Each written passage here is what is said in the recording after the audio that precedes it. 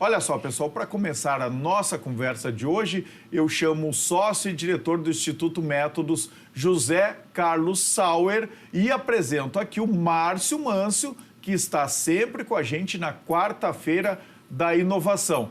Também vou convocar aqui, viu, Sauer? Conosco está o cientista político e professor Alisson Centeno. A gente vai fazer um debate aqui. Na verdade, vocês vão debater, eu vou só conduzir e eu quero começar com o Sauer, perguntando para ele qual é o efeito da falta do Twitter, né, que tanta polêmica e também informação passa e passou nos últimos anos aqui no Brasil. Aliás, era sempre a rede social mais combativa, né, onde os debates mais fortes aconteciam, não só em debate eleitoral, político, também debate eleitoral, por exemplo, de clubes de futebol. A gente teve isso na eleição do Grêmio, na eleição do Internacional aqui no Rio Grande do Sul. Então, Sauer, qual é a consequência de não termos... Eu até tentei twittar agora há pouco, antes de começar o programa, botei um oi ali no X, não carregou, Sauer. Boa noite. Boa noite, Orestes. Boa noite aos demais participantes. Uma alegria estar conversando com vocês. Efetivamente, a ausência, né, do X para todos nós durante esse período, ela vai afetar muito a comunicação de campanhas, e eu entendo que essa plataforma tem um papel diferente das demais no Brasil, né, de efetivamente promover uma discussão e ser fonte de consulta também, né, porque ali a gente acaba acessando muitas opiniões e não necessariamente só a publicidade ou o debate sendo colocados a esmo na plataforma. Então, assim, efetivamente ela nos traz dificuldades, e eu imagino que os candidatos políticos e todos aqueles que se envolvem nesse período eleitoral vão ter que achar alguma outra solução, porque não me parece que isso retorne tão cedo, né? É verdade. Olha, eu tinha uma conta no X, no Twitter, que era Jornal do Inter, como eu sou colorado, para falar as coisas do Internacional. Eu tinha quase 100 mil seguidores. Isso foi sonegado, né? Isso é um capital, né, que eu acumulei ao longo dos últimos anos, com gente que eu me relacionava praticamente todos os dias ali pelo Twitter, pelo X, para falar do meu clube, né, da minha paixão clubística, que é o Inter. E agora eu não posso mais fazer isso, né? Então é algo muito sério, e eu quero ouvir do professor Alisson Centeno o que ele acha dessa proibição, né, do X aqui no Brasil. Afinal, quem é que está com a razão? É o ministro Alexandre de Moraes, inclusive a decisão dele foi corroborada agora, né, pelos demais ministros, ou é o Elon Musk, professor? Boa tarde, Orestes. Boa noite a todos que estão assistindo ao programa. Bom, essa é uma questão muito crítica que nós estamos enfrentando neste momento, porque a decisão do STF, ela é válida, ela é importante, ela se coaduna com os princípios democráticos, considerando que nós temos um abuso de poder econômico e também de um abuso político por parte de um agente externo. Mas, ao mesmo tempo, isso reforça uma série de críticas que nós já vínhamos fazendo sobre os superpoderes do Judiciário e também do Ministério Público. Eu acredito que no equilíbrio da balança constitucional, nós vemos cada vez mais no Brasil uma perda de protagonismo dos agentes eleitos e um ganho de massa muscular por parte de agentes não eleitos, também dentro do Judiciário, também do Ministério Público e por parte de alguns atores dentro do campo econômico, mais especificamente no caso do empresário Elon Musk, que tem brincado de kingmaker ao redor do mundo. Foi assim na Bolívia, está sendo agora também no Brasil, como também já foi nos Estados Unidos. Então, a decisão ela é correta, considerando todas as ameaças que esse abuso de poder econômico por parte do Elon Musk representa, mas, ao mesmo tempo, coloca o Brasil diante de um problema que nós estamos enfrentando há quase uma década, que é um ganho de musculatura muito maior do que a projeção de fato que a Constituição dá ao Poder Judiciário, um poder constituído, mas que não é constituído através do voto direto. É verdade, acho que essa análise do professor Alisson Centeno, ela vai no centro do que está acontecendo agora. Até eu vou pedir para o Sauer comentar isso. Não, acho... Boa tarde, professor Alisson, tudo bem? Efetivamente, assim, o fato da gente não ter decisões bem tomadas no Congresso e no Senado nos leva muito a isso, né? Efetivamente, o ambiente político no Brasil, nos últimos anos, eu diria até, arriscaria dizer, que vem perdendo qualidade. Portanto, a gente não consegue ter consenso em decisões, não consegue ser propositivo nas soluções, enfim, definições que o país precisa, o que acaba levando para o judiciário, né? Muitas vezes temas que deveriam estar sendo debatidos na Câmara ou no Congresso.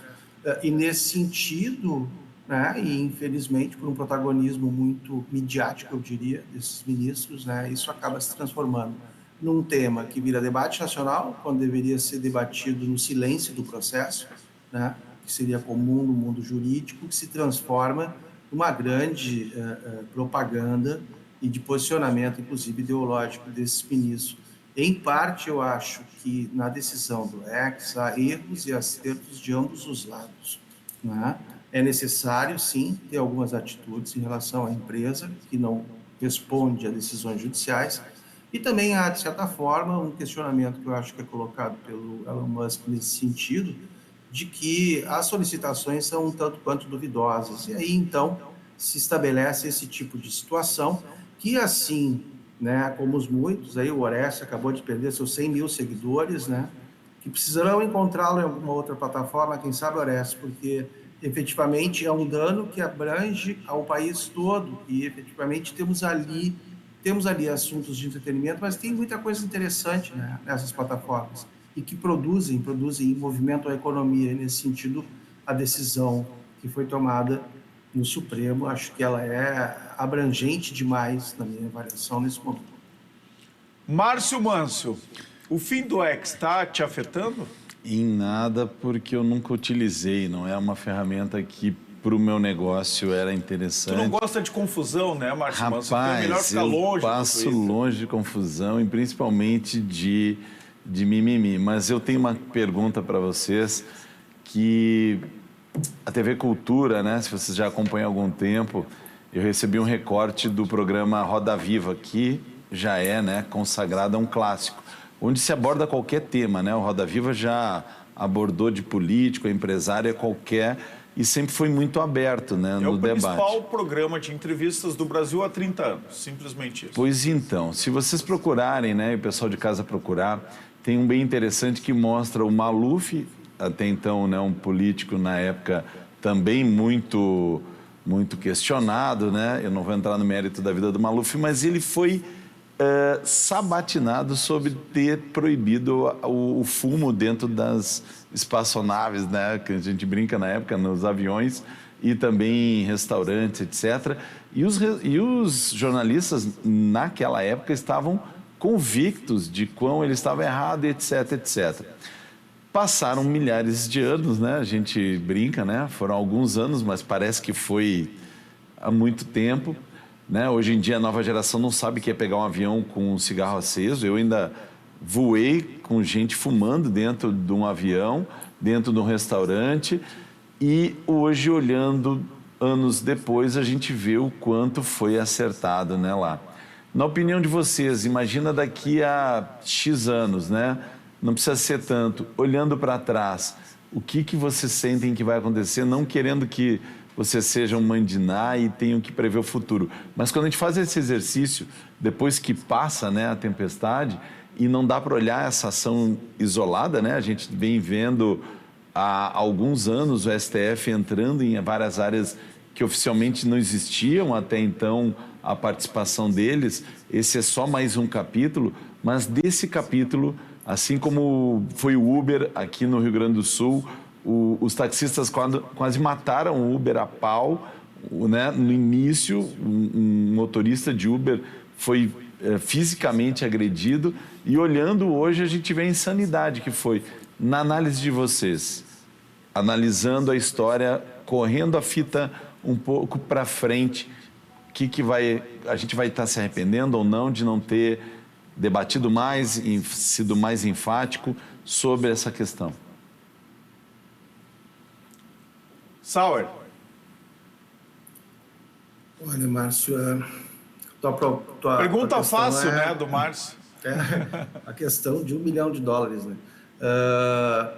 Eu entendo assim, talvez hajam avanços, né? A gente sequer sabe qual é o futuro das mídias digitais, né?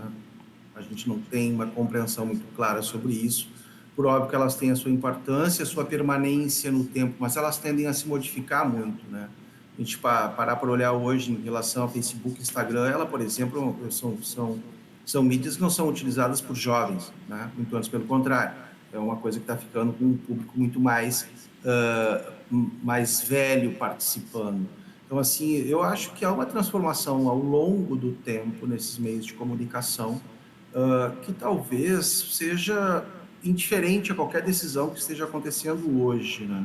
Eu acho que essa decisão, ela, na minha opinião, ela macula muito essa questão da liberdade de expressão e eu entendo que ela escala muito rápido, entendeu? Eu acho que havia outros degraus a serem cumpridos, né?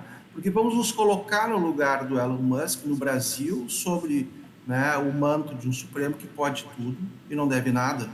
Então, de certas formas, a gente fica muito inseguro, né? Como empresário que sou, como negócio que tem para tocar, eu fico imaginando o quanto isso pesa na decisão de investimento, efetivamente, do nosso país, na medida em que o Supremo decide, ninguém questiona, e se tu não cumprir, né, a regra é clara, né? Tu tem muitos danos. Então, assim, fazer uma previsão a partir da decisão, eu te confesso que tem as minhas limitações. Eu acho que é mais fácil a gente compreender que ao longo dos próximos anos haverá uma modificação extremamente grande, na minha opinião, como já vem ocorrendo na utilização e no formato dessas mídias digitais, né? Assim como tu, eu também não sou um utilizador do X, não é algo que me faça falta nenhuma, né? Mas compreendo que não se pode retirar do cidadão o acesso a isso, né? A esse tipo de canal, a esse tipo de instrumento. E nesse sentido, entendo que aí está o prejuízo, e esse prejuízo ele permanece, na minha avaliação, para os próximos anos, como uma referência de que, eventualmente, tu pode ser punido se não cumprir exatamente aquilo que o Supremo determine, e não tem muito diálogo dali para cima, né? Eu acho que esse ponto que o Sauer coloca, da escalada muito rápida, né? Parte logo para a proibição total. Caetano Veloso já dizia, né? Proibido proibir. E aí eu fui pegar aqui os países onde o Twitter, né? O X, ele é proibido. Olha na companhia de quem que o Brasil está. China, Coreia do Norte, Irã, Turcomenistão, Rússia e Mianmar. Então, acho que essa companhia que diz muito, né, sobre essa proibição do X. E tem muitos empreendedores, aliás, blogueiros, influencers, que utilizam e, aliás, sustentavam as suas famílias através do Twitter. Então, como é que proíbe, né, uma ferramenta dessas privada, né, de uma empresa privada, de uma hora para outra? Não, acho que é um grande exagero, mas eu quero ouvir o professor Alisson aqui. E só acrescentando, antes de passar a palavra para o professor Alisson, e por que, se era tão grave, não foi proibido há 1 ano atrás, 2 anos? Ele está há tanto tempo, só agora que ele percebeu que era tão danoso, né? Por isso que eu faço esse exercício atemporal, para a gente conseguir olhar de fora, porque tentar segurar uma enchente, como alguns candidatos estão prometendo agora, e alguns até vereadores, é muito engraçado, estão prometendo para a eleição segurar a enchente. Será que um STF consegue segurar um avanço em qualquer área que já está estabelecida, e por quanto tempo, né? Professor Alisson. Eu acredito que a decisão foi muito correta e necessária. Não retira o fato que nós precisamos debater novamente essa questão do ganho, né, de projeção do Poder Judiciário como um todo, não só o STF, mas determinadas decisões monocráticas ou até de colegiados que prejudicaram gravemente a democracia brasileira ao longo dos últimos anos. Por que foi correta, professor, na sua visão, claro, a extinção do X aqui no Brasil, o fechamento? Por uma razão muito simples. A lei é clara e informa que é necessário ter um representante legal da empresa no Brasil. E, por um motivo esdrúxulo por parte do proprietário dessa empresa, ele se recusa a cumprir essa decisão. E se nós, não necessariamente ao entrarmos na biografia, como disse o colega, né, não entrarmos na biografia da pessoa, mas observarmos algumas atitudes que vêm ocorrendo ao longo dos últimos tempos, da utilização dessa ferramenta para fins políticos e para uma promoção pessoal sobre a soberania dos países, nós vamos ver que o antigo Twitter, o atual X, não é mais uma plataforma digital para debates, para promoções, mas sim um ambiente sem nenhum tipo de controle. Porque no Congresso dos Estados Unidos, eles enfrentam também questões de comissões parlamentares referentes a conteúdos violentos, a promoção de conteúdos que induzem as pessoas ao suicídio, um grandíssimo número de perfis pornográficos que ficam abertos a pessoas, inclusive para menores de idade, mas focando no uso da promoção pessoal que se sobrepõe à questão democrática, que se sobrepõe à soberania nacional, né? Alguns jornalistas foram afetados também por isso, né? Colegas de profissões. No caso, vamos pegar o exemplo do Don Lemon, que foi contratado pelo X, pelo próprio Elon Musk, e no que ele sofreu uma pergunta por parte desse jornalista, que ia nessa linha sobre o abuso de poder por parte do próprio Elon Musk, ele desfez o contrato, demitiu o jornalista. Então, assim, nós estamos falando de uma pessoa com tendências autoritárias que utiliza essa plataforma ao seu bel prazer para tentar desestabilizar. Mas, professor, aqui temos dois personagens com perfis autoritários, né? Se o Elon Musk tem isso, e realmente, né, o homem mais rico do mundo, então isso certamente sobe para a cabeça, ele se acha invencível. Agora, a gente também tem aqui no Brasil o ministro Alexandre de Moraes, que também tem, inclusive pelas suas decisões, várias decisões tomadas nos últimos meses, um perfil claramente autoritário ou não? Aí é uma questão que nós temos a competência do próprio colegiado do STF e do Conselho Nacional de Justiça e também do dispositivo constitucional que alguns senadores estão se valendo para pedir o processo de impeachment do ministro. São coisas díspares porque nós temos uma capacidade de controle sobre o exercício, a princípio, né, temos, em relação a qualquer decisão de qualquer ministro do STF. Então, não é um caso onde nós possamos observá-lo comparando em relação ao Elon Musk, que tem um poder econômico que desestabiliza. Eu só queria saber a sua opinião clara sobre o ministro Alexandre de Moraes. Ele tem perfil autoritário ou não? Não o vejo como perfil autoritário. Acredito que, em especial, considerando que essas decisões foram ratificadas pelo colegiado, isso deixa claro que, a princípio, até aqui, até agora, não é algo que nós estejamos trabalhando com esse cenário. Eu, como gosto de fazer o contraponto aqui com o professor Alisson, né, a gente sempre faz isso com muito respeito, eu quero dizer que eu considero que o ministro Alexandre de Moraes tem um perfil claramente autoritário, as últimas decisões dele deixam isso muito claro. Até estava buscando aqui, olha só que interessante. O Código Penal, vocês sabem bem, estabelece que qualquer relação sexual com menores de 14 anos é classificada como crime, certo? Independente do consentimento da vítima ou de seu passado sexual. O que o STJ agora, né, acaba de decidir, ele não entendeu que é estupro uma relação de um homem de 20 anos e uma menina de 13 anos. O próprio STJ também, numa decisão há semanas atrás, considerou que outra relação sexual entre um homem também maior de idade com uma menina de 12 anos também não é estupro. Então, muitas vezes, o que está na lei, aí tem interpretações, porque eu estou utilizando esse caso, está na lei uma coisa bastante clara, né? Qualquer relação sexual com uma criança abaixo de 14 anos é estupro e ponto, é isso que diz a lei. Mas aí vai para a interpretação dos juízes, dos nossos magistrados, e eles consideram que não. Então, o Alexandre de Moraes, às vezes, ele utiliza o que está lá, né, na letra fria da lei, mas interpreta de um jeito, inclusive, altamente ideológico, Márcio Manso. Pois então, eu acho interessante poder ouvir esse exercício que hoje está acontecendo de ouvir, né, um cientista político, ouvir dois especialistas, não foi feito em nenhum momento, né? Então, quando vem uma decisão já tomada, a impressão que eu tenho até num tiro no pé, porque chama atenção por uma ação que talvez não precisaria chegar nesse tamanho, porque o fato de não ter um representante legal que teoricamente ia ser direto para a cadeia, né, deixa também o empresário em qualquer situação de não saber se pode ou não colaborar, né? A gente vive num mundo global, né? Então manda um WhatsApp, manda um e-mail, não importa se a empresa está situada no Brasil, nos Estados Unidos ou em qualquer lugar. Mas enfim, eu preciso encaminhar aqui e acho que é importante esse debate, né? Especialmente entre os nossos especialistas. Queria que vocês fizessem as considerações finais. Vou começar pelo professor Alisson.